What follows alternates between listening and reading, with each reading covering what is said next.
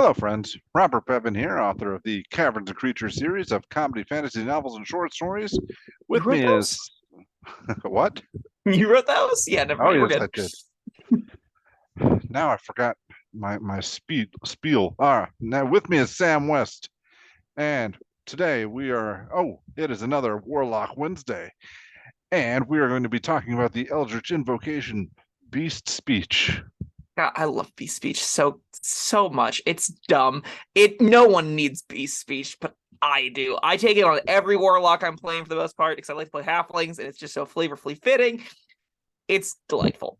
See, when I think about the flavor, especially being a warlock, I'm thinking I'm like the master of whispers, and I have all these rats and birds scurrying through the town, collecting information for me. But you can't really use it that way because Uh, Not really. no, because well, let's get into what does it do? Okay, we're gonna read two things here because this one's really short. So the first thing we're gonna read is what Beast Speech physically says, and it says you can cast Speak with Animals at will without expending a spell slot. Neat. Speak with Animals says, it's a first level divination spell. It's only a ritual spell, which is it's a big problem for Beast Speech. But it takes it got a duration of 10 minutes, and it's like the detection spells, and that it kind of like just gives you 10 minutes of a passive effect. And the effect that it gives is you can verbally communicate with beasts for the duration. Their knowledge or awareness is limited by their intelligence, but at minimum they give you information about like nearby locations and monsters, includes what they can or have perceived in the last day. You can also conceivably persuade them to do favors for you, depending on your DM. Which, I mean, that last line text is just not important because your DM can just decide what the animals do and don't want to do. And how long does Speak with Animals last? 10 minutes. Not concentration, which is great. But it being a ritual spell does mean there are probably easier ways than spending an invocation to get this. But that's okay. I like it regardless. But you can't have an army of rat informants go out, more than 10 minutes at least, Oh, I and mean, come back to you with information. conceivably you just keep recasting it, right? Because you can cast it at will, so there's I know, no but all right, limitation. you cast it, say, all right, rat buddy, go find me what the king is doing. If the king is more than 10 minutes away, the spell ends and your rat is gone. Here's a very important distinction. I think you're thinking of like Charm Beast or something.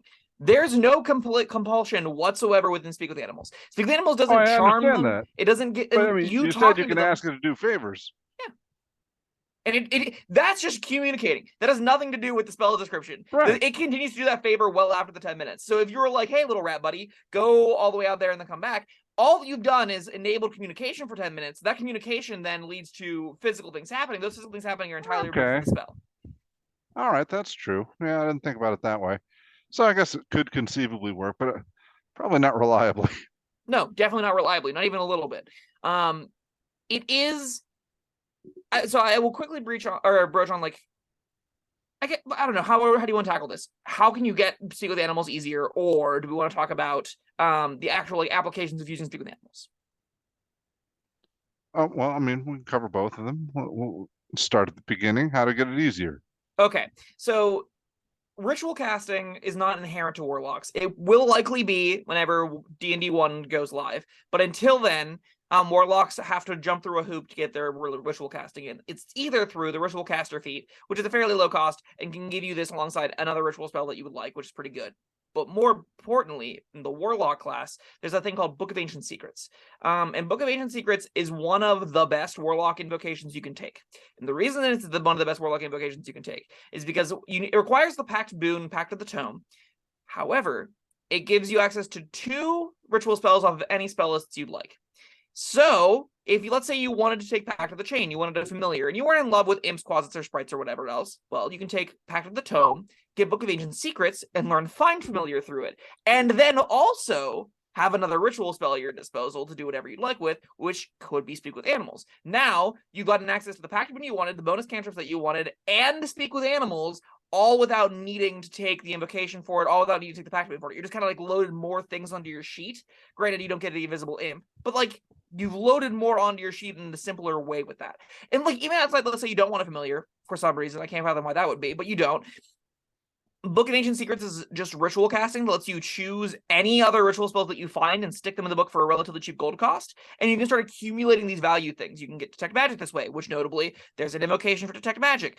It lets you, if you ever wanted both the invocations for Detect Magic and Bee Speech for Speak with Animals, Book of Ancient Secrets has both, which is pretty notable upside. Now, granted, you have to spend the 10 minutes to cast them and all that fun stuff. You can't cast them as regular spells. But most of the time, if you're going to talk to a squirrel, you've got the 10 minutes to wait it out and then go talk to the squirrel, right? Like, you're not specifically super dedicated to needing to talk to this specific squirrel right now.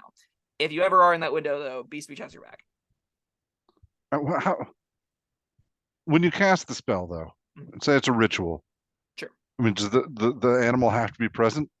No, it just lets you talk to animals for 10 minutes. Oh, any animal. All right, that's neat. You can comprehend and verbal communicate with beasts for the duration. Period. That's the bulk majority of what this spell does. The rest of it is just like how the beasts probably will communicate with you. But the real text here is one line. You can comprehend and verbally communicate with beasts. All right. What was the other thing you wanted to talk about? Weaponizing. How to use it. Yeah, how to use it. Okay. I don't know. Your ideas are as good as mine here. Well, yeah, I told you my ideas, and I was those are valid. I got to thinking a little bit more about it. Yeah, you could incentivize the animals. Yeah, because I'm thinking, all right, there's good and there's bad. Say, all right, go spy on the king or the lord or whatever. Come back to me, and I'll give you some cheese, or I won't murder your babies. Your carrot or stick. The problem, though,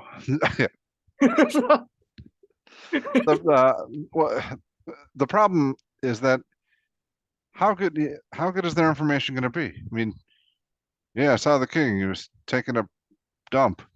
Like, you can't. It's not like you can listen in on secrets or anything.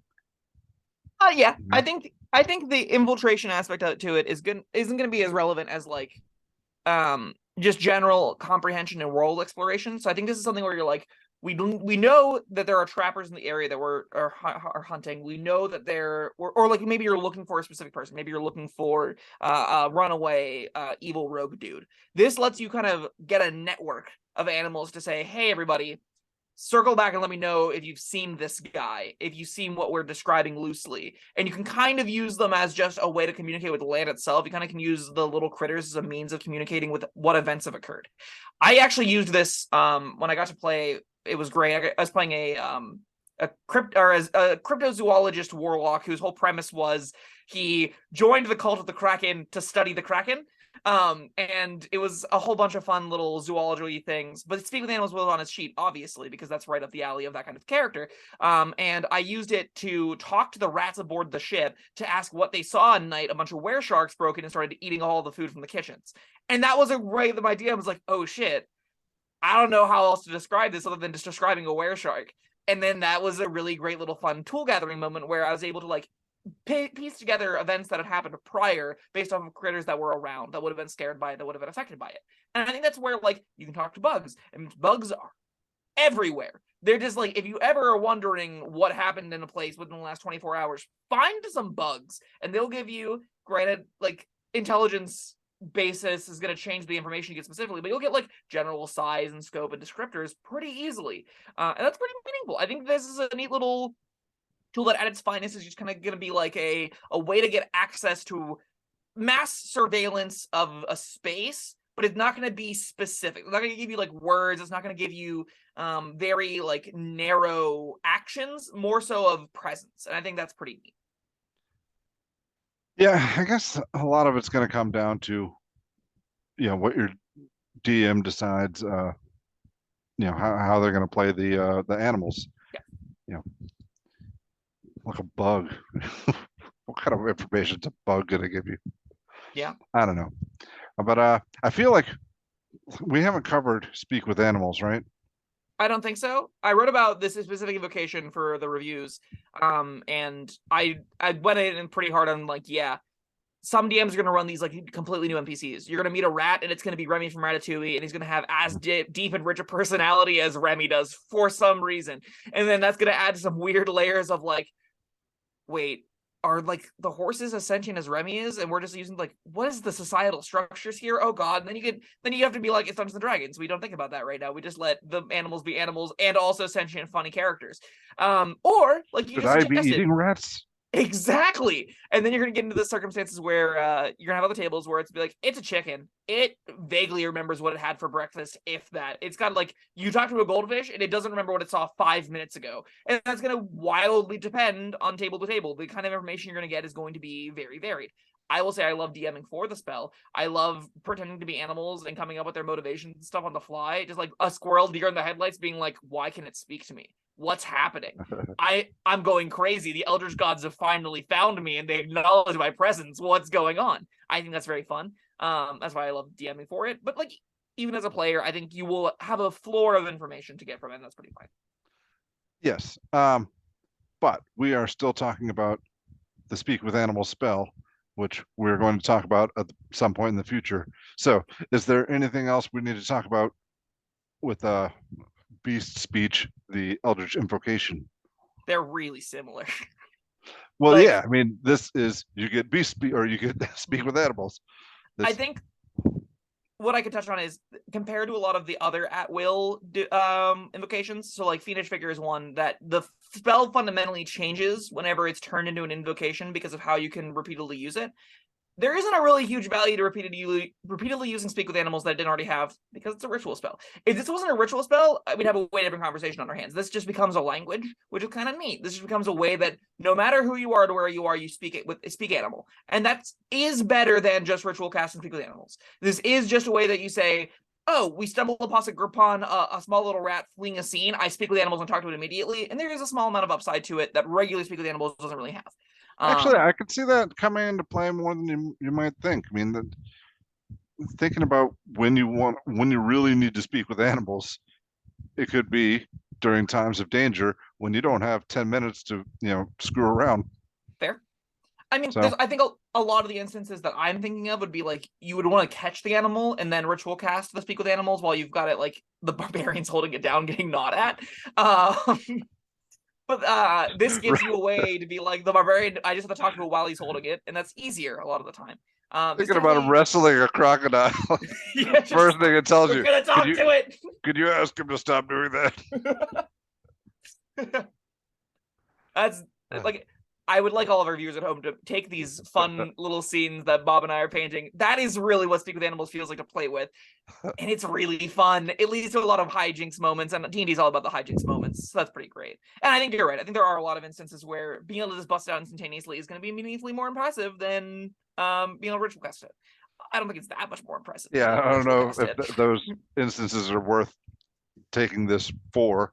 Yeah, but, I think if you're taking this, it's because you took Pact of the Chain and you want to also talk to animals, and that's the reason you do this. Or maybe you're like one of those blade locks and you really love animals as well for some reason. Whatever, you got a hexblade cutting into the souls of the damned or whatever their edgelord nonsense is going on at the moment. Which, listen, I love edgelord nonsense. That's not to dig on edgelord nonsense. It's just like, that's, it's I find Speak with Animals kind of juxtaposed to a lot of what Warlock is trying to do. This is very much like Snow White. And listen, Snow White could be a warlock as far as I'm concerned, but like that feels like the realm that we're working with here. And like way on the other side of that, you have the edgelord speaking to the blade. That's a demon soul trap from all of the nine hells. That's ready to cut in and eat some more souls to grow in power or whatever. The two ends of warlock. Yeah. All right. Well, you got a rating for this one? I think Speak with Animals, if it weren't so readily available, I'd give it a 3, but because you can get it in easier ways, I think this is probably a 2. I still think even there will be enough niche cases. You will always be able to find animals in almost every single setting you're in. As long as you're on the material plane, the odds of there being animals is very high, regardless of like if you're in a swamp, if you're in the ocean, if you're in the desert, you'll find animals. And that makes it pretty routinely usable, even more so than some of the other detection spells. That, I think, lands it as a 2 category for that. If you are committed to not taking Pact of the Tome, though, that is probably a 3. So I don't know. Your mind is going to vary. I think it's super fun regardless, and would recommend anyone that's playing like a Fae Warlock, anyone that's playing a Warlock that just loves animals and wants to do some random nonsense hijinks, Speak with Animals is right up your alley. Yeah, I'll give it a 2 because a 1's too harsh, but I'm not a huge fan. You get a limited amount of invocations, and I don't feel like this one's worth it. It is expensive. And it is like the way I want to use it, I can't really. Yeah, I'm not gonna get a lot of juicy secrets. Maybe you do get really, maybe you've got like a little rat school in your basement where you're teaching rats what information to pick up and like scratch different sounds and stuff into the floor. You made a little rat army to go do your espionage. If I could do that, I don't need this. Speak with animals is an integral part to that. That's how you get the communication happening. I'm just saying, I think I'm more on the nonsense here than you are, and that's a first for a little while. All right. Well, yeah, I'll give it a 2. Okay. That was Beast Speech.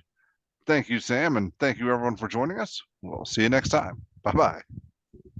Thank you for watching. If you found this helpful, informative, or entertaining, I'd really appreciate it if you hit the like button below.